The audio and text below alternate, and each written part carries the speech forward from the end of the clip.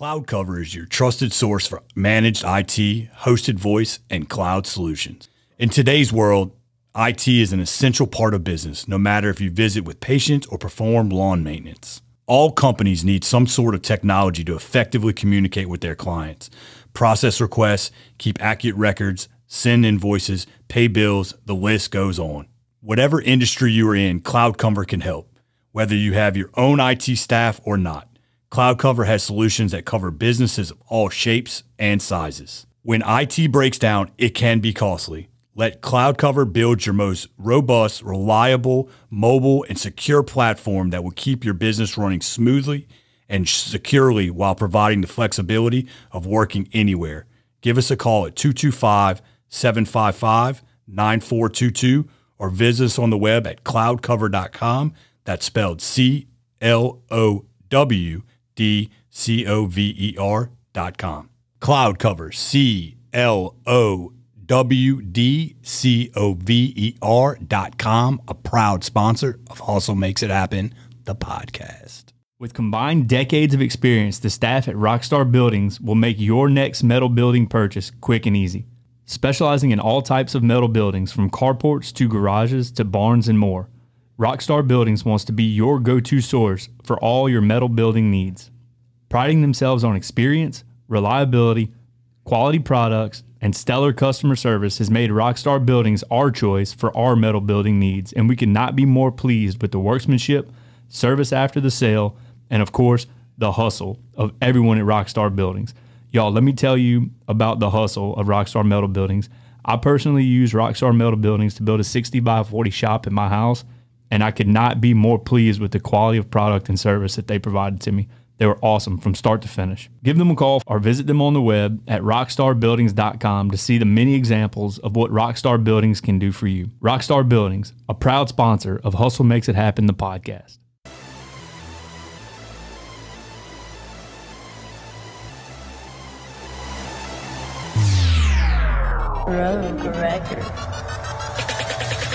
What's up, everybody? You're listening to Hustle Makes It Happen, a podcast about the grit, the determination, and the mindset that it takes to become a winner. Success is not an accident. It lives outside of your comfort zone, in the trenches, where excuses are met by brick walls. So strap in, tighten up, and let's get ready to hustle.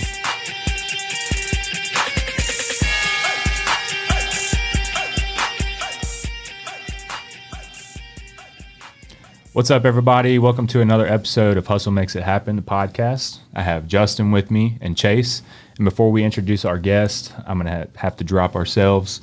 The only way for us to grow is for you to share the show. So if you can, please share the show. If you get any value from the show or we made you laugh or anything, please share it. So without any further ado, we have Katie Scannell with us today. Go ahead and introduce yourself. Hey, everybody. I am KT, Miss Louisiana, USA, 2022. Yeah, let's go. Miss Louisiana is in the house. Congratulations, today. by Thank the way. you. That's exciting. I appreciate it. Yeah, so tell us a little bit about yourself and, what kind of makes you a hustler and what you're doing with Miss Louisiana. Yeah, I am a graduate of Mississippi College with a degree in biology.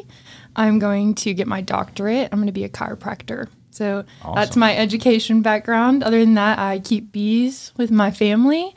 I am using this year to appreciate our veterans and those that are in the service. And so I created pollination letters of encouragement a long, long time ago with no pageant affiliation. And then whenever I became Miss Louisiana USA, I knew that I would need to use that and that God had placed that in my life for a reason. And so I've gone into schools and had students write letters to our veterans, and now I get to distribute those. So that's a really awesome part of this year. I'll be going to compete at Miss USA and represent our state towards the end of the year. There's no official date. We're anxiously awaiting that.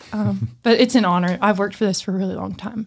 Let's go. Awesome. I'll be watching full steam. Yeah, no doubt. Look, I'm really excited about diving off into this one because it's a realm that I know absolutely nothing about. But what I do know is that to get where you've got and to continue to push to where you're going, hopefully with the Miss USA pageant, and then all the things that come along with that, I mean, I cannot imagine how, number one, overwhelming that could be. Yeah. Number two, how much work it takes not only to get there, but then to sustain it and then to continue to push to the next level. So I'm really, really looking forward to diving into this one. Yeah, me too. Me too. too. And thank you for the veteran shout out and working with veterans as 3 veterans and 1 active right now. That means a lot to our community. Thank you for your service. And I know that that's not just you, but it's your families and your loved ones, and it means a lot to me.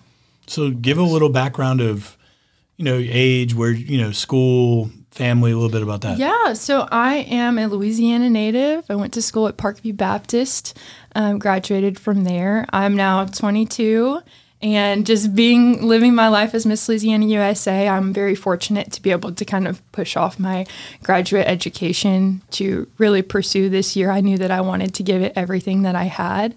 I started pageants whenever I was about 12 years old in local fair and festival pageants. If you didn't know, Louisiana has over 70 fairs and festivals, and each of them has a pageant that goes along with it. And so there's a queen of every festival. So I started out in that, and it was a great way to learn about our state. And I later knew that I wanted to be Miss USA. And so I started competing for Miss Louisiana Teen USA.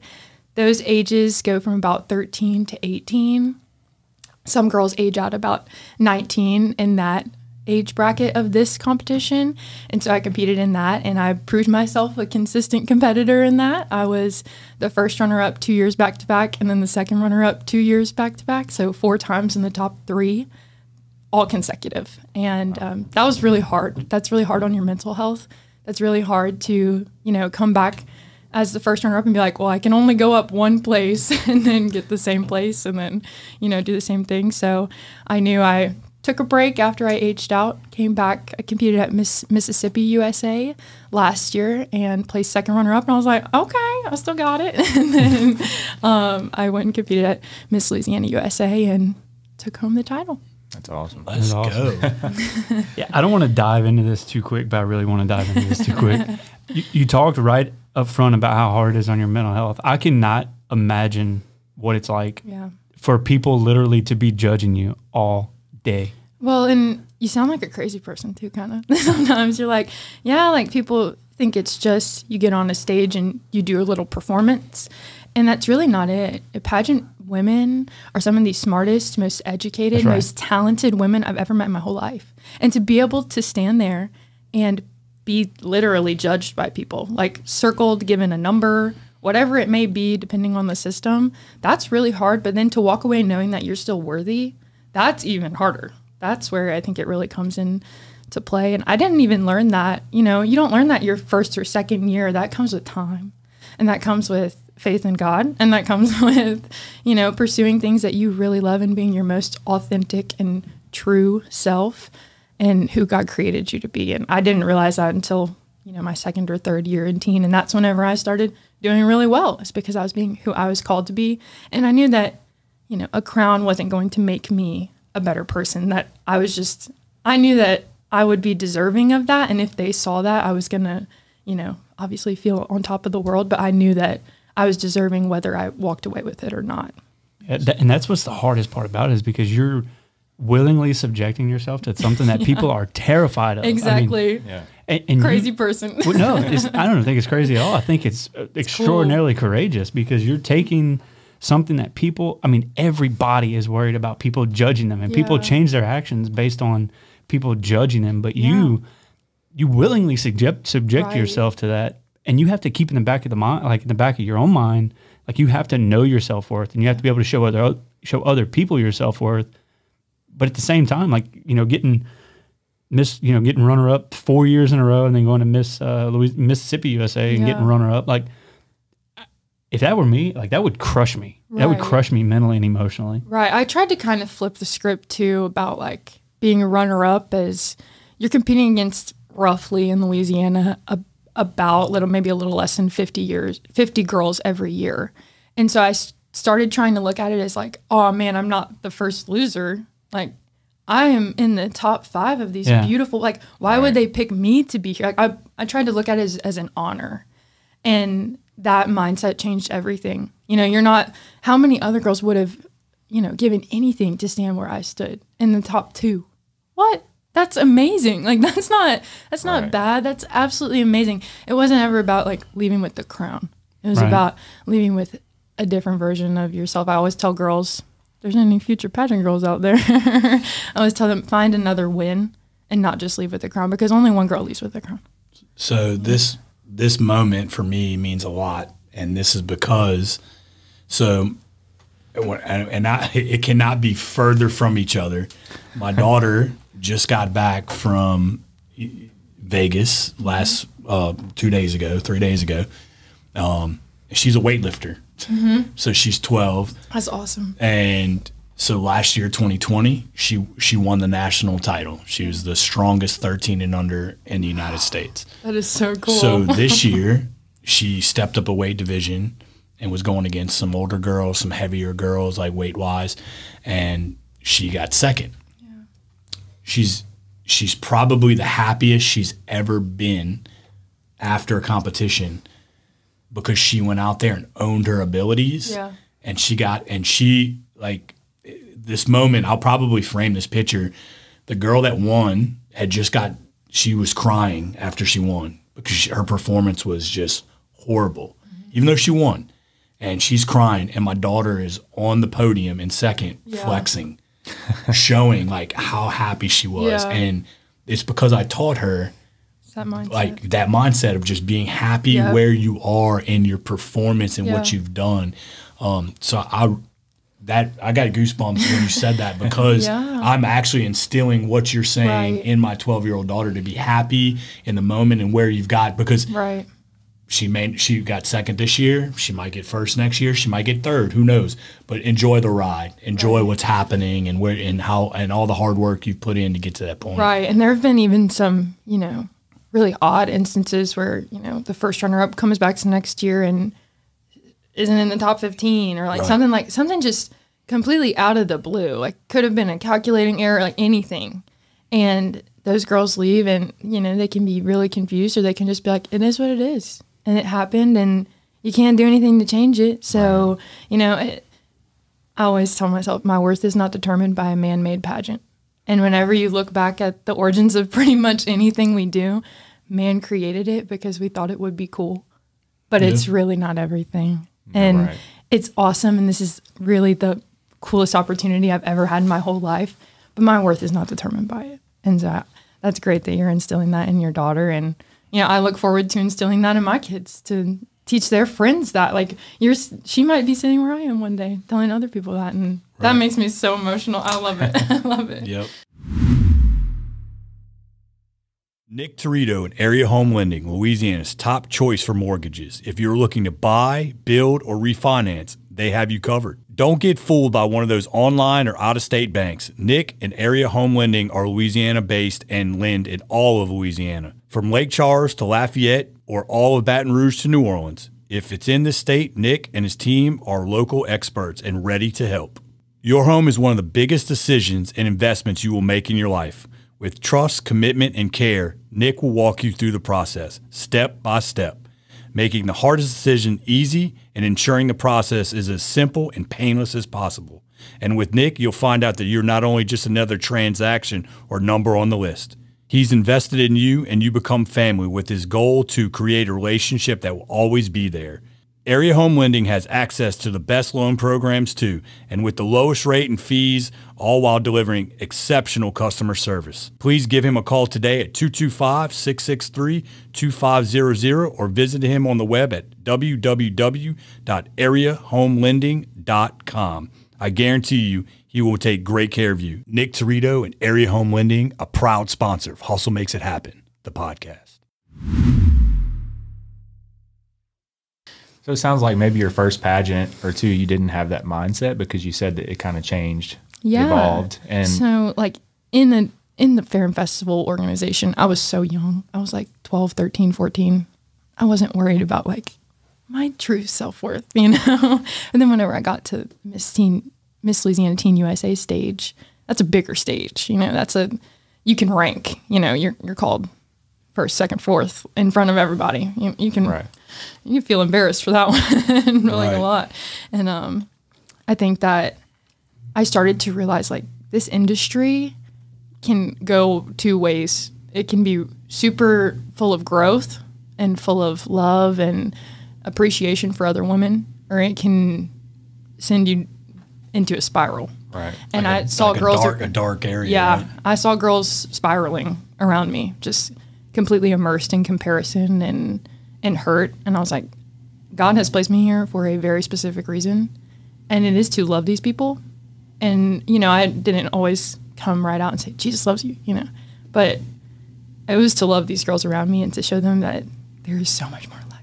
There's so much more. And so I really pressed into that. And I think that that's why I started doing well, is because I was trying to show other people that. I was trying to show other people, like, it's okay. Like, one girl wins. One girl wins. But everybody can win. One girl walks away with the crown. We need to, like, change the language. Right. And so that's what I think that's why I started to succeed. So you started letting other people motivate you. Yeah. Kind of to show them how to look at it the right way. Yeah. Have that right outlook. Exactly. It wasn't pageants anymore. It wasn't about stages and crowns and dresses, even though it was. It was about people. Right. And whenever you... And connections and memories and Yes. And it's about having success and having someone to share it with. That's a big, big thing. So I wanted to go down this exact road for that reason. So it's like we're on the same wavelength or dude, something. we're right here. So you talked about, in your question that we had you fill out and send back to us, you talk about your definition of success, and you said it just now. You just said it again. It's about having other people to share it with. Yeah. So I wanted to really drive home the point that it's okay not to win at everything you do. Like, everybody's definition of success is different, and I love your outlook because of how challenging maintaining that outlook is in your industry. Right. Right? I mean, a lot of people, and I'm not in the industry, so I don't want to speak for people that are, but I would imagine if I were in that industry, success to me would be about winning, right? Because that's just, I think my personality type is, I see success in victory. I didn't come to lose. Right. You know, I didn't come to walk away without anything. You know, everybody hopes to win. Right. And if you say you don't want to win, you're lying. Come on. Come on. Like, everybody wants some form of physical, I want the crown on my head. Yeah, of course. But what's really interesting, and the reason I'm so glad we're going down this path, is because you don't base success on that victory, right? You base success on the experience and being able to influence other people and forming connections with people. And that is so powerful, I think, for people's mental well-being, to find success in something that your likelihood of winning is 1 in 50 every time you get on the stage, right? Right. Those aren't great odds. They're not terrible, I guess, but they're not, statistically, they're not that good. At the Miss USA stage, it's 1 in 51. Right. Wow.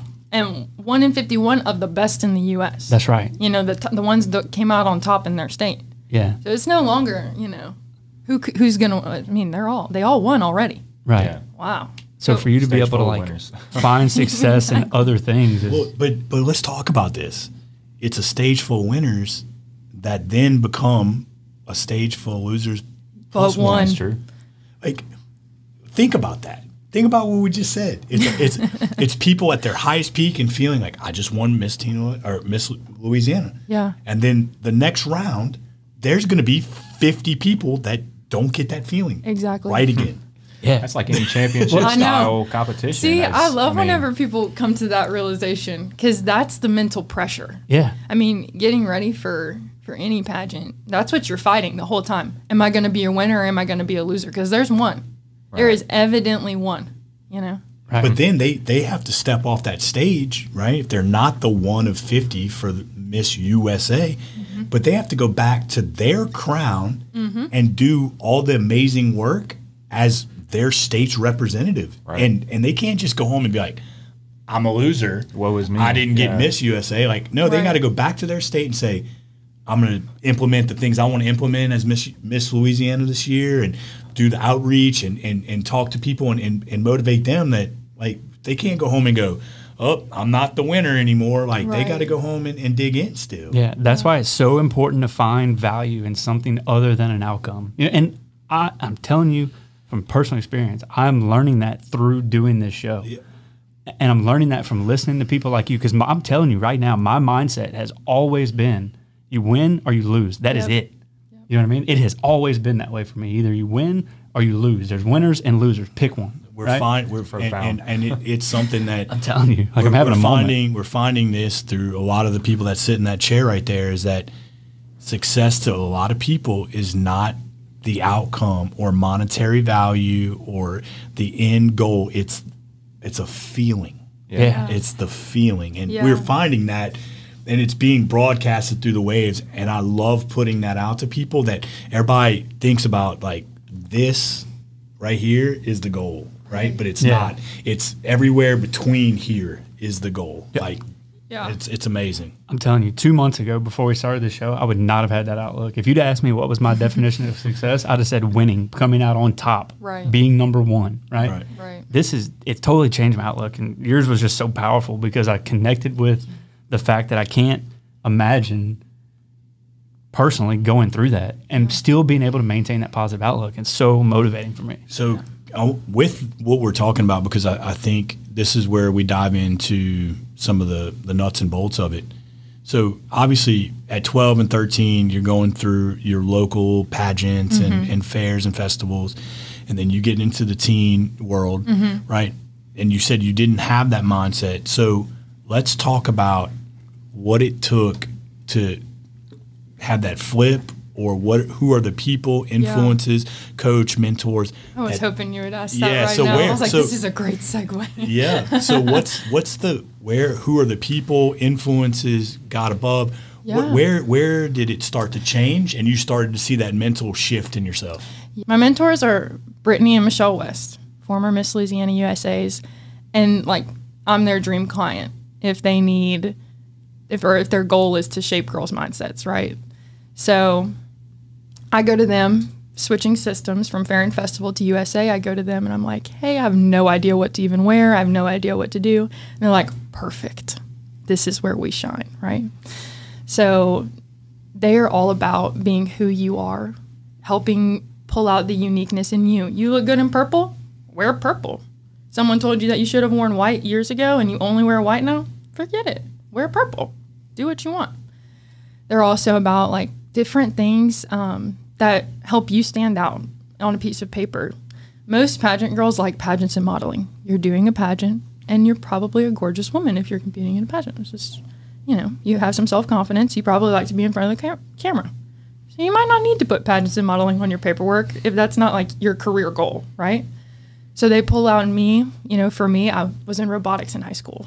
We really clung to that one. So like we clung to robotics and the fact that I wanted to be an aerospace engineer, which has drastically changed, and I could not imagine being in aerospace. I still love space, just wouldn't want to, be a physicist.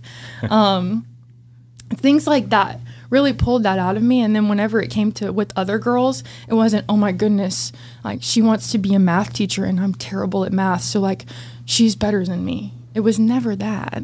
It was, look at all these things that I'm good at and that are cool and that make me different and that make her different, and we're both good. And it wasn't about if you made top 15 or top 5 or if you became Miss Louisiana Teen USA or Miss Louisiana USA. It was about doing your best and not looking at other people as competition, but looking at yourself and loving who you are, because you weren't even really competing with yourself. And the way that they shaped my mindset is completely the reason why I'm able to look at success differently. So they're part of your team. You go through, like you said, 4 years of back-to-back runner-up. So they had to be very uplifting and positive for you to take that L, in a sense. Yes, right? actually. And turn it around and say, we're going back next year. Right. Better this, that, and dig the heels in, right? And it was never, we're going to go back next year and win. It was, I never felt that pressure that, oh my goodness, I have to win to make people feel proud. It was, we're going to go back next year and we're going to be an even better version of ourselves, because we went through self-discovery. And they had me in my high school years. So that's like the pivot. That's a pivotal time in your life where you're trying to, who are your friends? What do you like to do? All these things. And they're bringing out positivity and love and compassion for other people. I look back on I would see them every weekend for 4 years straight, pretty much. And I look back on that and like, they are the reason why I look at the world the way that I do and the way that I look at the title. And then, it never happened for me. I never became Miss Louisiana Teen USA. But the day that I won Miss Louisiana USA, I was prepared. I knew what to expect. They walked me through what it was like to be a title holder, to have a plan of action for the day after you win, what it looks like to sit in your contract signing. And these are the things that you're going to have to say, okay, I agreed to do that this year. I was prepared for that. I was ready. I was like, oh my goodness. Like it worked. It worked. My team is my team for a reason, right? Exactly. And so, they don't coach anymore, and they're on to new phases of their life, but High praise, right? yeah, I mean, just Brittany and Michelle, they really shaped me. So you're going through your teen years, which is already full of judgment. Oh, and it's so awkward too. Oh. And you take a path that is full of judgment. Explain that time. So in high school, I was on our dance team. I was the swing dance club president. I was proud of that one. I was on robotics. I was just. So your plate was full. Yes, I was on student government, everything, planning homecoming dances, chaplain at the high school, all sorts of stuff. Really, just stayed busy. I had it, yeah. And then I was competing for Miss Louisiana Teen USA, which if you win, it's a job. I mean, right. I do stuff every single day as Miss Louisiana USA. And what was the question again? No, talking about just how you're going through. Yes, judgment. Yeah, judgment. you're going through two phases of Right. life at the same time that are very judgmental. Yeah, and so I have to miss a football game or miss dancing at a football game because I'm competing at a pageant. It's like, why are you still doing that? We are. And they're like, didn't you lose last year? I did. Yeah, I did. But because I had Brittany and Michelle, I never looked at it any different. I was like, oh, this is cool. Like, I do this and it's awesome. Right. I never thought of pageants as weird or anything. And I didn't have people in my life that tried to talk me out of it. And I think this is success right here. People around you that support what you're going after. And having people to share that victory with. The day after I won Miss Louisiana USA, I had hundreds of text messages on my phone from numbers that I didn't even have saved anymore. I was just writing about how good God was back to these people. But I had people to share it with. I had people that were proud of me. And those same people that asked me, well, didn't you lose last year? They were texting me, congratulating me. And so, imagine that. Imagine that. It's funny that the people that were judgmental back then are now high praise now. Are now high praise. No, it's not funny at all because it's so common. I mean, that's a thing. Yeah, it is. It's a thing. It also has trained me to whenever somebody says something that I'm just like, why did they do that? Like, what is that? Yeah, like, I don't even know. How do you even get into that? I'm like, that's cool. Like, you're doing what nobody else is doing. Good for you. Like, I love to see it. I really do. It really is, because you don't know their story or their why they're dug in and what it makes them feel like. What emotional connection they have to it. I know nothing about the pageant world. I mean, I guess what I have seen and what I do know is like movies and television. Yeah, and it's the pageant moms, dun dun dun. You know, that had to be the worst thing for the pageant industry. I can imagine. Or the best is, have you ever seen Miss Congeniality?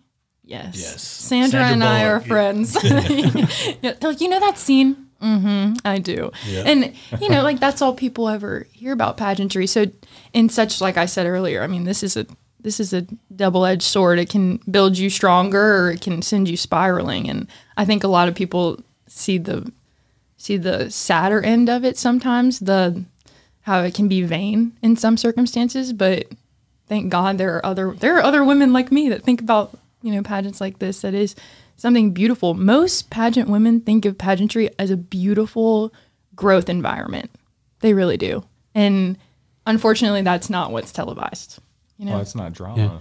Yeah, it doesn't. That won't make you money. Right. Right. Well, what's really cool is how you take that environment, right, that could send you in either direction, and you look at it as an opportunity to develop yourself, and how important that must have been through your Chase kind of hinted on it, but like from your late middle school years up and really until now, it's been this constant environment of personal growth. So like whenever you were in high school, you were having to deal with, the opinions of other people, and you were still young, trying to figure out which direction you were going to go. Are you going to go that spiral or not? Right? I'm sure that was a challenge for you.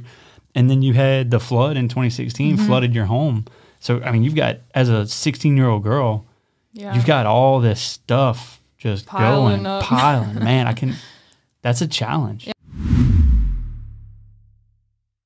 Hey, y'all, if you're in the market for a real estate attorney that can handle all your title work needs, all your closing needs, all your succession needs, whatever your needs are in the real estate industry, look no further than our friends Shay Landry and the group at Milestone Title. Y'all, we use these guys for our personal business, and they have never let us down. They've been on top of the game every time we've used them. So whatever it is that you're looking for in the real estate industry, as far as a closing attorney or title work is concerned, check out our friends over at Milestone Title. Milestone Title, a proud sponsor of Hustle Makes It Happen, the podcast. Yeah, I remember, I think I wrote about it in my questionnaire, but I remember sitting at the kitchen counter one day after we had moved into a new home, and in Baton Rouge, because there were no homes in Denham. You weren't going to live in Denham for a while. And I remember opening up my laptop, and I just started sobbing. And, my mom and my sister came home, and they were like, "What's wrong? Like, you good, girl? Like, you need a minute?" And I was like, "I just can't, I can't do this anymore." And they're like, "What?" And I was like, "I don't know." But I just felt the weight of the world, on my shoulders, actually. And actually the weight of the world.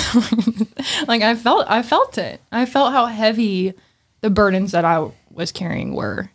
And I felt that I couldn't do all of this alone. I felt like I had a lot of responsibility all at once. I'm trying to help out my single mom who, she's trying to work. So I'm trying to figure out how to even pay the Demco bill. I'm like, where do I bring this? What do I do? The water bill? What is that?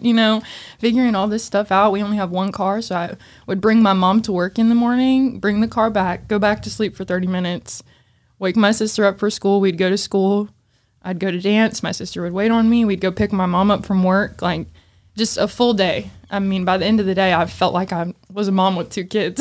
And so, for those that are not from the area, what she's referencing is in 2016, we had a torrential flood that probably flooded 85% of the homes in this general area.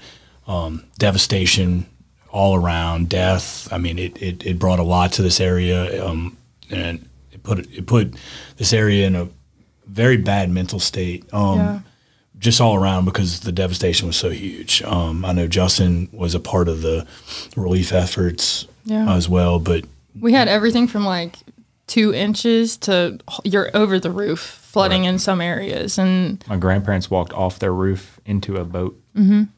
That's hard. And we didn't know, we weren't home whenever it was flooding. So some people were able to lift their furniture. No, my house was just as I had left it, my bed was not made anything. So in reference to that, what Kay's saying is she's in high school when this has happened. Yeah. So she's dealing with loss of home, and then the pageant world and everything that she's dealing with on top of this horrific event that happened. Yeah. So. And I remember, I'm sitting there in my crisis, essentially. I was like, I'm done. I am not going to school anymore. I'm not doing pageants anymore. I quit everything. I'm going to stay home and finish school online. And my mom was like, okay, let's just take a breather. And I was like, no breathers needed. I'm done. And then, of course, the next day I wake up and go to school and I'm fine. Right. But that's whenever my mental health started to really become something that I needed to focus on. And I never realized that. And I think a lot of people in Denham Springs realized that at that point. It's kind of like the pandemic. What the pandemic did for a lot of people, that's what the flood did for us years before. Kind of slowed us down, made us realize that, things are not what matters. What matters is the people and the time and the people that you share your successes with. Right. And it was funny about the fact that my house had flooded. I had been designing my gown, I think we were still... Teens used to wear swimsuits, so I think I was still designing my swimsuit, everything, and I hadn't gotten any of it yet. And the pageant was supposed to be in 2 months. So we're like, come on, where is everything? And my house flooded. And so luckily all my wardrobe was still being made in other states, and I was able to have my wardrobe that year. And then the things that did get messed up, like shoes and cosmetics and, all that stuff. People gave it to me, and brands reached out and gave it back to me. And I had people that were on my team who wanted to see me succeed. And I think that year was the first year that I got second runner up, but I was still so proud because, I had gone through a very traumatic event for me and my family just 2 months before. And, these judges don't know that. These judges aren't from here. Most people in Louisiana didn't know that we were flooding down here. They only knew that because I told them at the pageant. Right. So I was very proud of myself that year. And that's really whenever, especially, it wasn't a pageant anymore. And I had already been in that mindset, but especially at that point, it was like, I stand for so much more than myself. That had to feel really good though, knowing what you had just been through and your family, mental state and all that to get out on the stage, get in your gown, feel good about yourself though, right? It had to, because it's like I can almost picture that. Like there's so much weighing you down here, and then you walk out and you feel confident, your chest is up, and like you're just there, like kind of living in that moment. And then to play so high that year still too. Yep. So that probably was like I would even say a mental boost. Yeah, and that's funny about it because this Miss Louisiana Teen USA was consistent. I knew every year, like, I was going to go back, whether if I wanted to win, I wanted to be Miss Louisiana Teen USA, but I was going to come back. And so it felt like home. I remember seeing our directors, Miss Paula and Ryan, and, all the staff that was there every year. And just like, I was very emotional because I was like, this is the only consistent thing that is the first consistent thing. I went back to school, but it was still kind of weird. Like, I didn't even have the right uniform yet, anything like that. Like, and I came to Miss Louisiana Teen USA and the Miss Louisiana USA pageant. And I was like, okay, this is my normalcy. Yeah, it felt normal, and it felt like, okay, and it's my niche. Like, that was like, I was like, okay, I belong here. Like, I don't feel displaced. Like, that's the word everybody was using. We're displaced right now. We're not in our home right now. I was like, I feel like this is where I think it's high praise for your mom and your coaches because it was always driven, it seems, in a positive way. Yes. Right. And Michelle and Brittany really, even at that, they came and cleaned out my house with me. Like, they drove all the way from New Orleans. And they took back my gowns and everything and took them to get dry cleaned and all sorts. Like, they had cars full of, that water was so disgusting. And they had trash bags full of wet clothes in the back of their cars so that they could like salvage some of my wardrobe so I would be able to sell it, whatever. And those people are not just my pageant people. That's not just like my pageant coaches. Those are now my friends and my mentors and people that loved me, whether I got the crown or I didn't. And so that moment, that traumatic event spoke to even more of that. I have a community that loves me, not because I keep placing high, not because, they see potential in me. They love me. It's important. That's sweet. That's who you share your success with, Yeah. So it's super important for you to, and I love this reading your questionnaire and now getting to hear it. I kind of cling to that right away, was how much you love surrounding yourself with people that genuinely care about you and genuinely want to see you succeed. Yeah. I think that's super important. Yeah. Yeah, absolutely. Are you starting to feel that you're going to pass that buck on to some of the younger, influential girls that are looking up to you now? Yeah, I definitely think that that could be a career for me, for sure. Yeah. And I obviously have other goals. I want to go and be, Dr. KT, have some fun stuff. But I think that pageantry in the year that I'm having as Miss Louisiana USA is something beautiful. And I want other girls to experience this, but even more so than that, I want them to have the lasting mindset change that came from the mentors that I have. And we need that. We need more of that.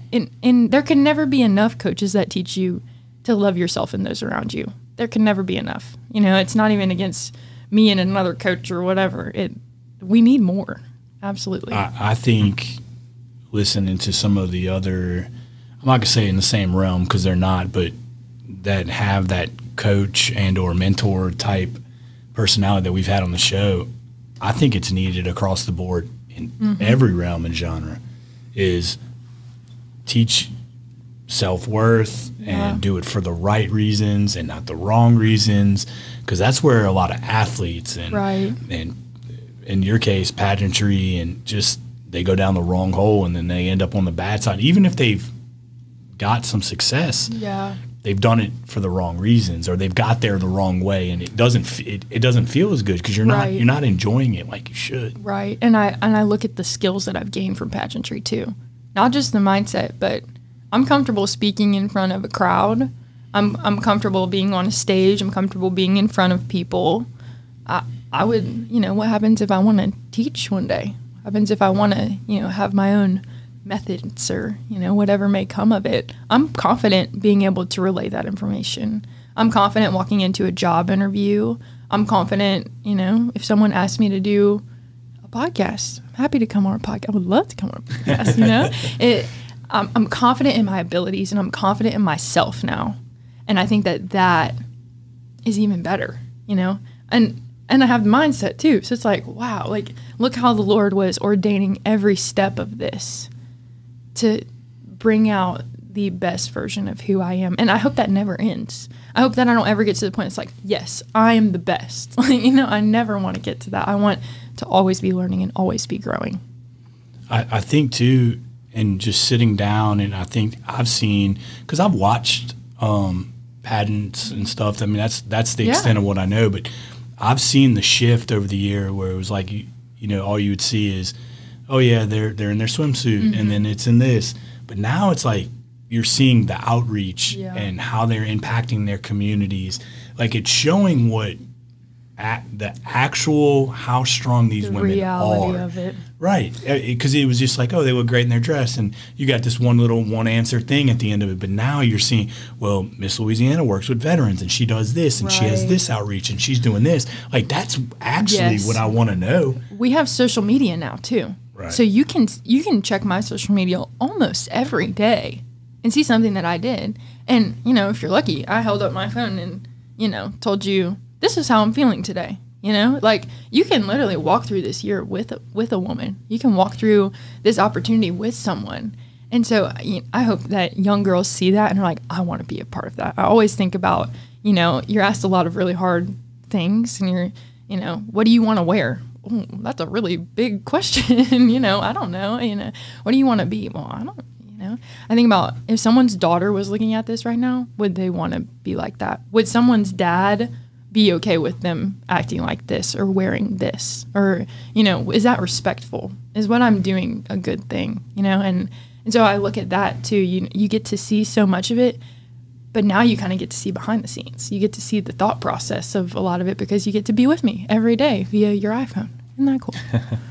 So we talked about some of the challenges you faced getting to where you are today, but it didn't stop there, right?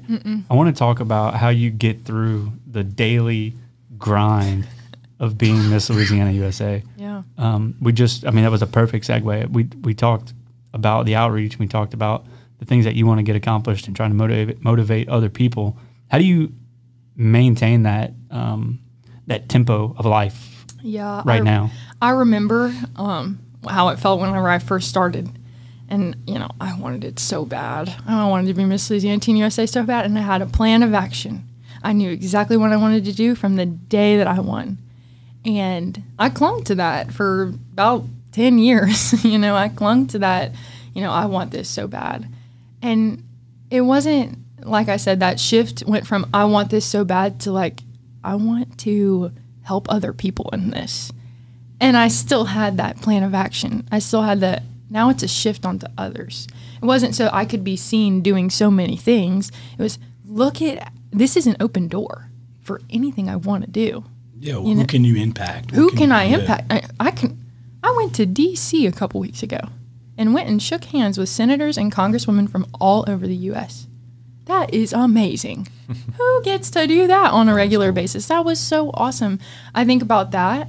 I think that, or I remind myself that this is 365 days, maybe a little bit less because our pageant's a little bit earlier this year. But I promised myself that I would not let a day go by where I was ungrateful at the end of the day, because it has been hard. There are times where I'm like, I am exhausted. I cannot do. There was one weekend here where I did 10 appearances in 7 days, which is a lot. And, I was exhausted. But at the end of every day, I was like, that was a full day. That is what a day as Miss Louisiana USA looks like. And I think about the veterans that I'll be able to encourage. It breaks my heart to think that veterans aren't supported and that they don't have the resources that they need. And so, I don't have much that I can give. I don't have tons of money or anything, but I do have this. And that's an open door to connect our students with our veterans. And so if I ever am like, man, I have nothing to do as Miss Louisiana USA, I do. I need to get some kids writing. I need to start writing. I need to start doing something. I can always be reaching out to people. I do something every day for our state, and I never want to lose that. Even after Miss USA, I want to come back and, if Miss USA is not for me, I want to come back and continue that. So what advice do you have for people who are maybe not eligible for pageants or maybe are not interested in pageants, like finding a goal? Like all three of us. No. I'm kidding. I'm just talking about some people just that might not be people their cup that of want tea. to be successful, just not in my industry. Yeah. So we found by talking to a bunch of different people from all across different industries that the things that you talk about that have made you successful and continue to make you successful are applicable to everyone. Mm-hmm. So I think that's what you're exactly where I'm going with exactly. that. Well, you can't compete in Miss Louisiana USA. Even if you're old enough, I'm sorry. Can you? But I look at people and I always tell people that you need to have another win besides winning. That's what I tell young girls in pageantry. That's what I tell people who aren't even... Write that down. Yeah, write it down. Write it down. You need another win besides winning. You need to look at each day as, okay, what's something that at the end of the day, I want to... I am... Not me personally, but, sometimes I'm bad at time management. So at the end of the day, I want to have done everything on my to-do list plus one thing. Maybe that. Maybe it's, I need to do 3 things on my to-do list today. Maybe that's a step in the right direction. What's a step in the right direction for you? So goal setting. Yeah, goal setting. Important. Always pushing yourself to be a little bit better, and also remembering, this sounds, you're not special. No one is special. No one was born with some superhuman power or anything. You are not special. I think about, I did not get lucky. I did not, sprinkle some magic pixie dust over the crown before they put it on my head. Nothing. I worked really hard for a really long time, and by the grace of God, I was able to be consistent and persistent with my dreams, and I pursued them wholeheartedly. And I found other wins along the way that kept me becoming a better version of myself, which is what they really wanted to see. They wanted me. And I knew whenever I was crowned that they crowned me. They didn't crown some mold of a person that I thought I should be. You're not special, and that sounds very aggressive and very harsh. No, I legitimately have chills. No one is special. You have to work hard. I get it. I'm fully... I'm picking up what you're putting down because it makes sense in the context you put it in. Mm-hmm. We've had Oh, go ahead. I hope that doesn't sound mean, but it's, no. So somebody, yeah. if you take that right and you take it out of context and you just look at somebody and you say you're not special, they're going to take that. But listening to how you just explain why that you said that, it's true. Yeah, it's true. And I think about that too. I say that it's not mean because you were intentionally created by God with a specific purpose in this world. And that makes you special. You are special in that way. But no one in this world is just naturally above. We all work hard here. We all try hard. And we live in a fallen world with hurt and we're human. We are not all Christ. And so we will fall short.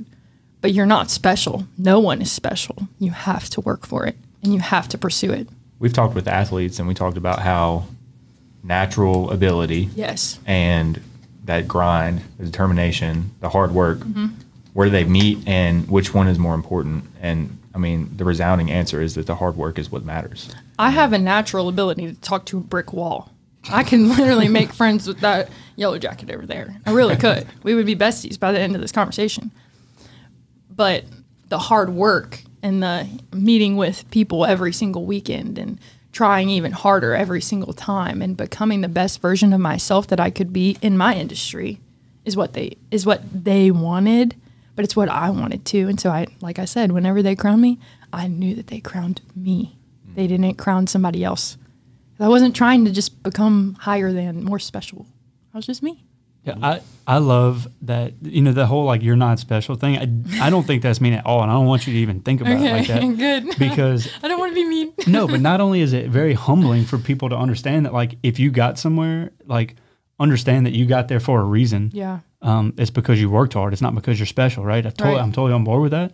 But on the other side of that, it's humbling on one hand, but it's motivating on the other hand because no one's special. Nope. So if one person can work very, very hard to achieve their goal, there's literally nothing stopping somebody else from working very, very hard to achieve the same goal or another one. It's young girls looking at you, looking up to you, wanting to be Miss Louisiana USA. You can do it. You can do it. You literally can do it. Right? You just said it. You're not special. Yeah. I'm not special either. I mean, I did it because you I understand wanted what I'm saying? Like everybody has an even playing field, and what separates people that are successful and people that aren't is how much work. Hard work.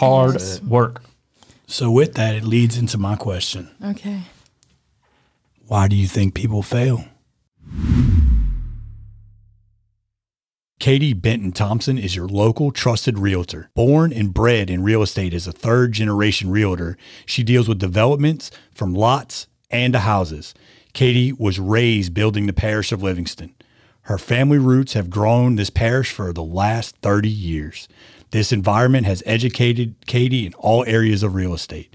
I can tell you from personal experience, Katie Benton Thompson is a hustler in every way. She is constantly digging her heels in to give her clients the best buying or selling experience she can. Give Mandy Benton Realty Group a call and ask for Katie Benton Thompson at 225-953-0677.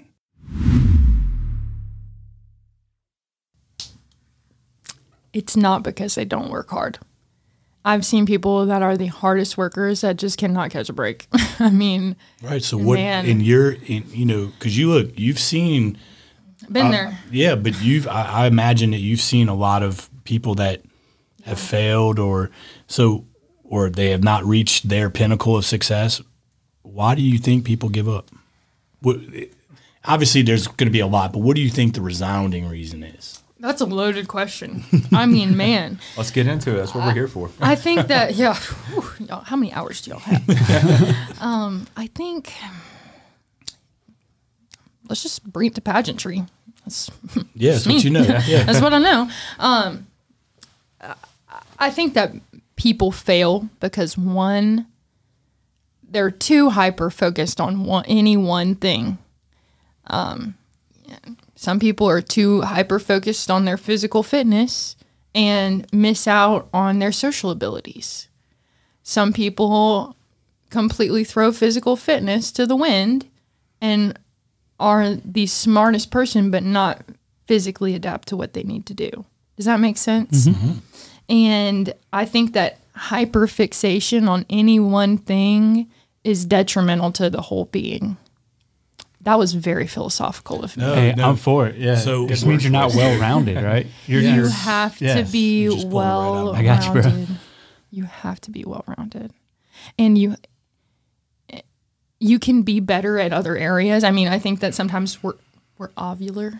Is that the right term? Like, it's not always a circle of well-roundedness. You're really, really good at a couple of things. You're pretty good at some things, and you're pretty bad at one or two things. But you're versed in all of them. That's right. Right. I think that is the goal. I think that I love questions like that. Oh, that's so good. We could be here for hours.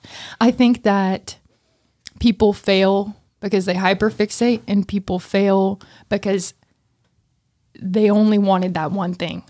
They only wanted to be Miss Louisiana USA, and that's all they worked for the entire time that they could compete. And then you're done, and then you look around you, and you're like, well, what do I do now? We need more goals. Yeah. We need lots of things. We need to be always pushing ourselves. Like I said, you need another win. You need to be doing something outside of I want to be Miss Louisiana USA. I want to be the next best podcasters. You need another goal outside in your personal life. I want to be the best mom. I want to be intentional with my mom. I want to raise my kids like this. I want to be a chiropractor that prioritizes this. I want to prioritize this in my personal life. I want to prioritize this in my marriage and my relationships. I need to get my faith in line. I need to start spending time with the Lord every day. I need to start doing all these other things.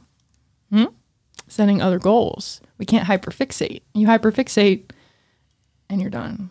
I cannot, like, I'm sitting here with my mouth open because what's so important about that is that even, this is, I guess, getting even more philosophical, just following you down the wormhole. But if you're not finding success in other things other than the goal means nothing. Literally nothing. Right? So I'd like that just clicked at me whenever you said that. If you're hyper fixated on being Miss Louisiana and you get it, right? Yep. Bam. Then what? Exactly.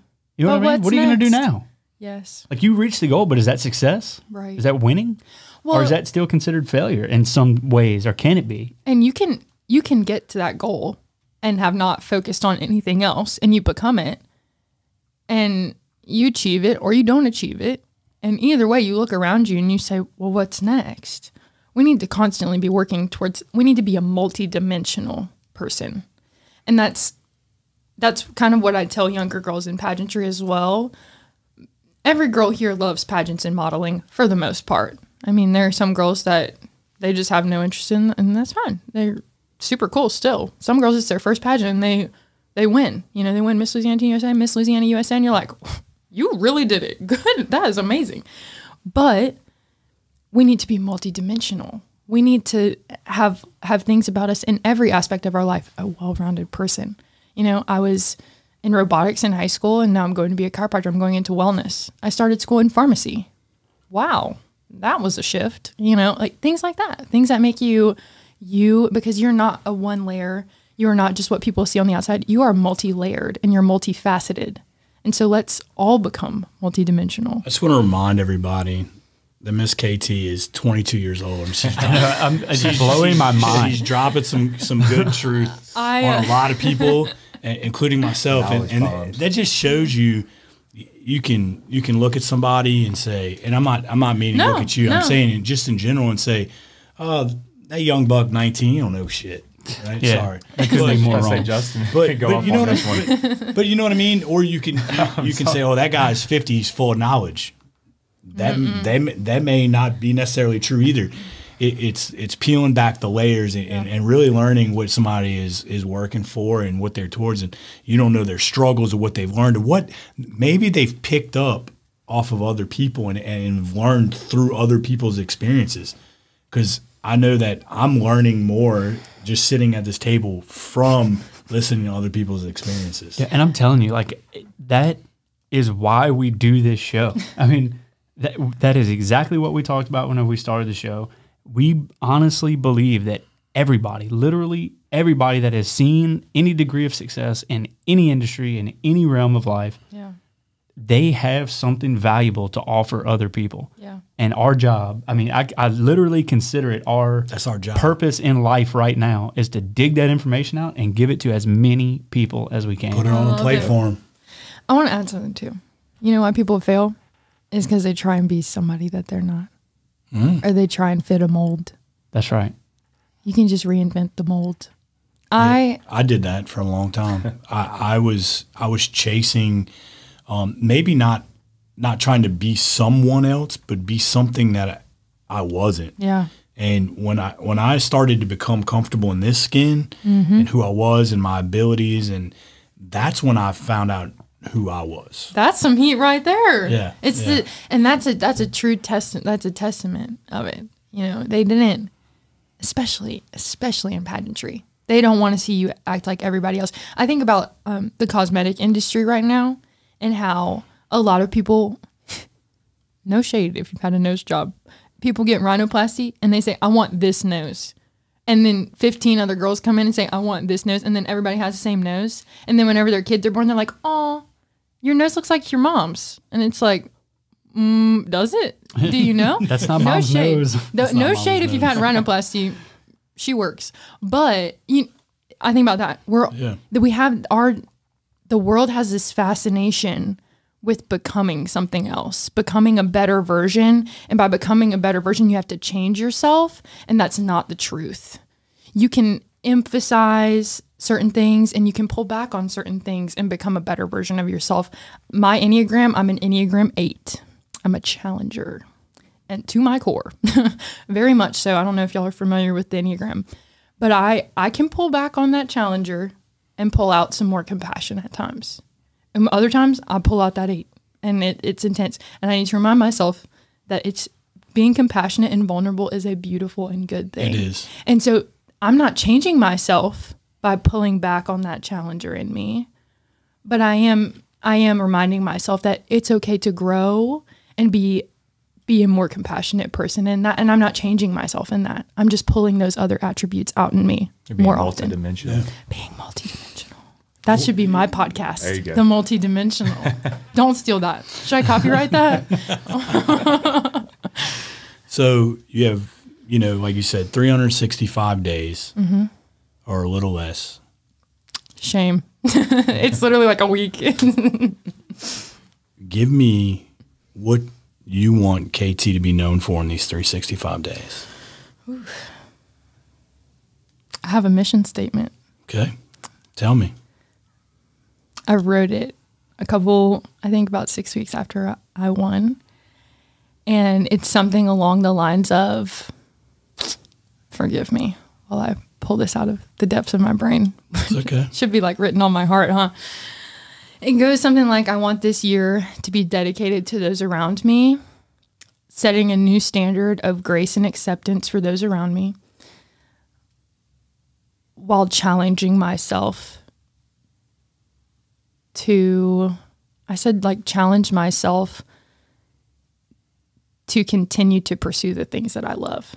I didn't want to lose the things that brought me to who I am in the first place. I didn't want to lose, those hard moments. I didn't want to have a perfect year. I really didn't want to, because I don't think that there's a lot of growth in that. I've had some really hard days as Miss Louisiana USA. I've had days where I've cried, where I've been upset, where I've been stressed. But those have made me a better Miss Louisiana. And now I look at it and, I feel very fulfilled whenever I feel this. I wanted to be everyone's Miss Louisiana USA, not just the people that, I 100% agree with, because really I don't think you 100% agree with anyone in this world. I wanted everyone to feel like they could come to me with anything, whether that's they want a picture or they're like, hi, I really need a friend. I really need somebody to talk to. I wanted both ends of the spectrum. I wanted to be able to talk to Congress and talk to kindergartners, and I've done that. And so I think that I just wanted to be remembered as everyone's Miss Louisiana. That's awesome. That's very sappy, very emotional. I love it, and I'm sad because I don't want to stop. I don't want to stop either. We should do a part 2. We should. We'll have to do a follow-up. The battery's about to run. See, the battery's about to die. We have to stop. We're at 60 minutes. KT, I'm like blown away by the fact that do not be blown away. You dropped so much inspiration, motivation, knowledge, like all the things that we wanted to talk about. You covered all of them in 60 minutes, and I think you have a lot more to offer. Yeah, so if you thought this was going to be all about pageants. This is all about the depth and rolling back each layer of this. Send this to every grown man that you know. Send it to them and change lots of people's perspective on pageantry. I think that would be phenomenal. And that's what we do here. That's it, man. Look, you can see Miss Louisiana in the title, and you're going to go, oh, just like when we dropped Queen of Sparkles, everybody's like, it's going to be a fashion designer one. And guess what? It wasn't. Actually, you'd be very surprised. Denham Springs, Livingston Parish specifically, I am proud to bring this back, but they are proud to have me. Yeah, I have got some incredible support from Livingston Parish and all of Louisiana. But Livingston Parish, I love you. You have done me so well this year. I don't want it to end because I just feel so loved and supported and that's who I can share my success with. Right there. See, it's a full circle. It's a full circle. Awesome. Garrison, give us some thoughts, bro. Give us some final thoughts. That's a lot of wisdom from a 22-year-old. I'm telling you. Yeah. You need another win besides winning. That's profound. And I think we're going to go ahead and finish off with that. Anything else you have? Follow me on all my social medias. That's how you can get the inside scoop. That's you can hear my most personal deepest thoughts on there. Just kidding. But I have some really awesome opportunities. If you would like to write a pollination letter to one of our veterans, you can reach out to me on any social media platform. On all of them, it is Miss Louisiana USA or at Miss LA USA. And I would love to be able to connect you to a veteran. Oh, and watch Miss USA at the end of the year. And rooting for you. Root for Miss Louisiana. Yep. For sure. Chase. Every time we sit behind this desk and I'm behind this microphone, I learn a new tidbit about myself. I learn something about my co-host and about the guests sitting here. I hope that you pull value out of this, because this is one of the best jobs I've ever had. Yeah, it's by far one of the most fulfilling. Yeah, without a doubt. You know, I think whenever we started this journey, we started it with good intentions, and it was literally to experience personal growth, right? Yeah. We talked about it in our intro episode. We started the show because we listen to podcasts, we read personal development books, but we couldn't find like the conglomerate of stuff we were looking for in one spot. Yeah. So we wanted to build it. Here you are. Right? And we are meeting that goal, because I have learned so much from each one of our guests. And I can't thank you enough for coming and dropping that on us and tell you how much we appreciate it. Thank y'all for having me. This is literally a dream come true. I've always wanted to be on a podcast. This is so cool. Well, here we are. We'll have to do a follow-up for sure. We'll I would love that. Y'all need to stay tuned. Yeah, after There's you your win, hook. after you win Miss USA, it's in. You're in. Yeah. Hey, your mouth to God's ears. That's what I tell everybody. I said it. Take it away. All right, that's it, guys. That's another episode of Hustle Makes It Happen, the podcast. All the links to our social media channels are going to be down in the video description below. I want to shout out, I'm not exactly sure where in the hierarchy of airing this is going to come out, but our website is active, www.hustlemakesithappen.com. If you get some time, check out hustlemakesithappen.com. We got some new fresh merch on there. We got men's tees. We got crops for women. We got some Hustler water bottles. We're fixing to start expanding that repertoire of hustle inventory and hustle gear. And all that can be found on our website at hustlemakesithappen.com.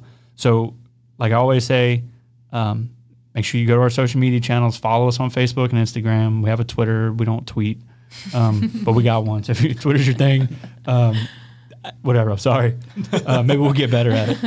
Go to YouTube, subscribe, hit the bell notification so you get notifications when we drop new episodes.